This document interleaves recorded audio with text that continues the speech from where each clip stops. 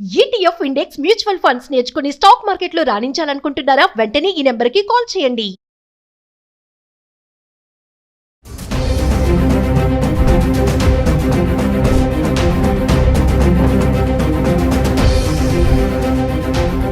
నమస్తే, welcome back to Suman TV. Present మనతో పాటు ఉన్నారు consumers affairs committee chairman Mandari Krishna Reddy గారు. నమస్తే సార్. నమస్తే అమ్మ. సార్, బంగారం ధరలు చూసుకుంటే 1,00,000 చిల్లర్లోనే ఉంది. అంటే ట్రంప్ 50% టారిఫ్ ఎఫెక్టే చూసుకుంటే అంటే ఎంతవరకు పెరగొచ్చు అంటారు, ఎంతవరకు తగ్గొచ్చు అంటారు? అంటే కొంతమంది నిపుణులు చెప్పేది ఏంటంటే తగ్గితే 90,000, పెరిగితే 1,10,000 వరకు కూడా వెళ్ళొచ్చు బంగారం ధర అంటున్నారు. ట్రంప్ ఎఫెక్ట్ ఎంతవరకు ఉండొచ్చు అంటారు? అంటే ఒక ట్రంప్ ఎఫెక్ట్ వల్ల మాత్రమే బంగారం ధరలో తేడాలు వస్తాయని కనుక్కోవడం కరెక్ట్ కాదు.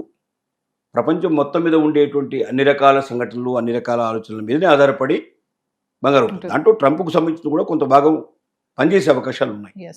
మనం ఇవాళ చూస్తే కొంచెం తగ్గుమతున్నట్టు స్వల్పంగా కనపడుతుంది, తగ్గినట్టుగా కనపడుతుంది.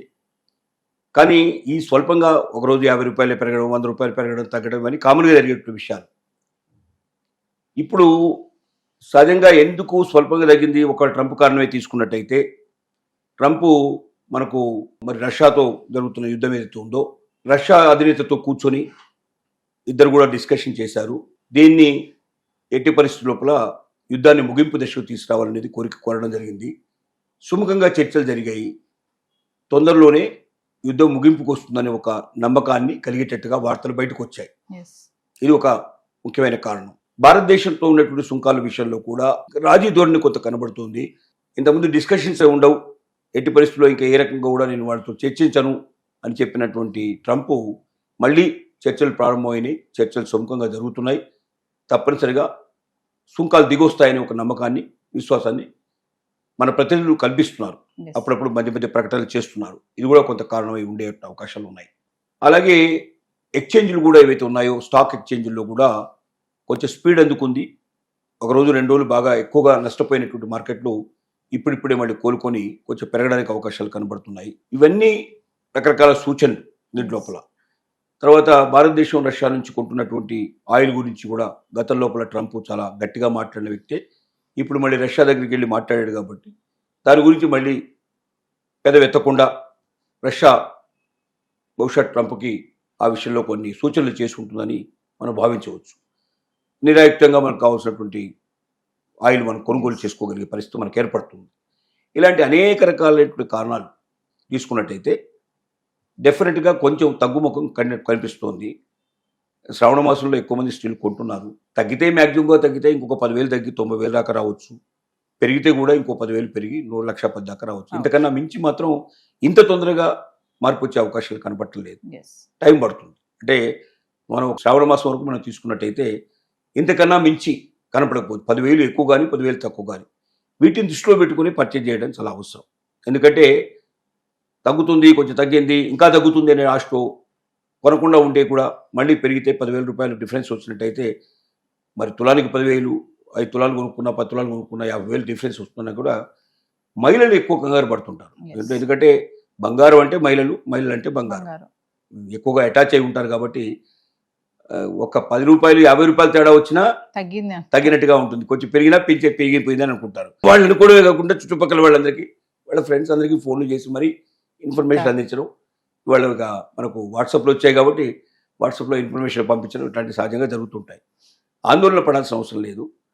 మ్యాక్సిమం 10,000 రూపాయలు మాత్రమే డిఫరెన్స్. తగ్గినా పెరిగినా అంతకన్నా ఎక్కువైతే వచ్చే అవకాశాలు లేవు. కానీ అప్పులు చేసి మాత్రం కొనకండి. ప్రతిసారి మనం పదే హెచ్చరిక మనం ఏం చేస్తున్నాం అంటే అప్పు చేసి బంగారం కొనడం సరైనది కాదు.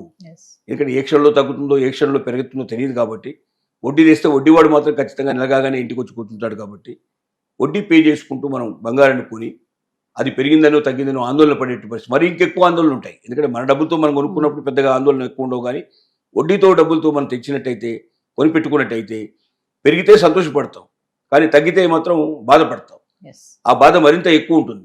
అప్పు ఎక్కువ కట్టాల్సి వస్తున్నట్టు మనకు వ్యాధిని కూడా పడుతుంది. కాబట్టి అప్పు చేసి పప్పు కూడా తినకుండా అప్పు చేసి అదే మరి బంగారాన్ని కొనేట్టు ప్రయత్నం చేయకండి. రెండోది, బంగారం ఎవరైనా డబ్బులు ఎక్కువ ఉండి బంగారం కొనదలుచుకుంటే మాత్రం ఆభరణాల రూపంలో కొనకండి. అది మిమ్మల్ని చాలా నష్టాన్ని చేకూరుస్తుంది. మీరు ఏమైనా స్వచ్ఛమైన బంగారం కింద బంగారు కడ్డీల రూపంలో కానీ బిస్కెట్ రూపంలో కొనిపెట్టుకుంటే అది మీకు ఎక్కువగా ఉపయోగపడుతుంది, ఎక్కువ మీకు లాభాన్ని చేకూరుస్తుంది. Yes. ఆభరణాల్లో ఏంటంటే ఏవైతే మీరు పెడుతుంటారో దాంట్లో తయారు చేసే దాంట్లో రాళ్ళు అలాంటివి ఏవైతే కలుపుతారో వాటన్నిటిని మైనస్ చేస్తారు. తనకు తూరుకొలుతారు, తర్వాత తయారు చేసినందువల్ల తరుగు కూడా చాలా తీసేస్తారు. తరుగు వెళ్ళి రాళ్ళు వెళ్ళి ఇవన్నీ వెళ్ళిన తర్వాత రేట్లలో చాలా వ్యత్యాసం వస్తుంది. అదే స్వచ్ఛమైన బంగారంలో ఇవేవి తీయరు, డైరెక్ట్గా బంగారం రేటే క్యాల్కులేషన్ చేస్తారు. అంత అమౌంట్ మీకు వచ్చే అవకాశం ఉంటుంది. ఇంకోటి వెండి మీద మాత్రం చాలామంది దృష్టి పెట్టండి. Yes.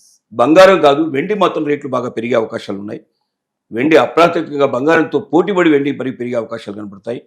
ఎందుకంటే వెండిని ఆభరణాల్లోనే కాకుండా మనం తయారు చేసే ముఖ్యంగా వాహనాల్లో Yes. సోలార్ విషయం లోపల ఎలక్ట్రికల్ విషయం లోపల చాలా విరివిగా ఉపయోగిస్తున్నారు. చాలా భారీ ఎత్తున వెండి కావాల్సిన పరిస్థితి ఏర్పడుతుంది. ఒక పెద్ద వాహనాన్ని తయారు చేయడానికి సుమారుగా 70 నుంచి 80 కిలోల వెండి ఉపయోగిస్తారు. Yes. అంటే ఒక వాహనానికి 80 కిలోలు కావాలంటే దాదాపు కొన్ని లక్షల వాహనాలు తయారవుతాయి ఒక సంవత్సరం లోపల. అంతే ఎంత వెండి కావాల్సిన పరిస్థితి ఏర్పడుతుంది దాన్ని బట్టి అర్థమవుతుంది. అలాగే సోలార్ సిస్టమ్ ఇప్పుడు బాగా దేశమంతా విజృంభిస్తుంది, విపరీతంగా పెడుతున్నారు. ఎక్కువ సోలార్ ప్లాంట్లు వాడటం వల్ల వాటిలో ఎక్కువ వెండి ఉపయోగించే అవకాశాలు ఉంటాయి. కాబట్టి ఎప్పుడైతే పరిశ్రమల్లో వెండిని ఉపయోగించడం ప్రారంభించారో అప్పటి నుంచి వెండికి చాలా విపరీతమైన గిరాకీ పెరిగింది. ఒకరోజు కాకపోయినా ఒక రోజులో సంవత్సరాంతంలో చూసుకున్నట్టయితే వెండి ధర బంగారం కన్నా మించి పెరుగుతుంది. కాబట్టి ఆదాయం పొందాలనే ఉద్దేశంతో బంగారం కొనేవాళ్ళు ఎవరు ఉన్నారో బంగారం కన్నా వెండిని కొనండి. వెండి తక్కువ ధరలో ఎక్కువ వస్తుంది, Yes. అలాగే వెండి లాభం కూడా ఎక్కువ తెచ్చిపెడుతుందని మాత్రం ఖచ్చితంగా మనం చెప్పడానికి అవకాశం ఉంది. Thank you.